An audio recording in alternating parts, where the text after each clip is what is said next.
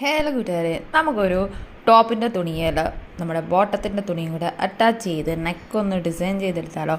അപ്പോൾ ഇതാണ് ടോപ്പിൻ്റെ തുണി. ഈ ചെറിയൊരു പീസാണ് ബോട്ടത്തിൻ്റെ ചെറിയൊരു കട്ട് പീസ് എന്ന് വേണമെങ്കിൽ പറയാം. അതൊക്കെ എടുത്തിട്ടുണ്ട്. അപ്പോൾ അത് പിടിപ്പിക്കാനായിട്ടാണ് ഇതിലോട്ട് പോകുന്നത്. അപ്പോൾ ഫസ്റ്റ് നമ്മൾ നെക്കാണ് പിടിപ്പിച്ച് കൊടുക്കുന്നത്. അപ്പോൾ ഞാൻ ക്യാൻവാസിൽ ഇതുപോലെ നെക്ക് വെട്ടിയെടുത്തിട്ടുണ്ട്.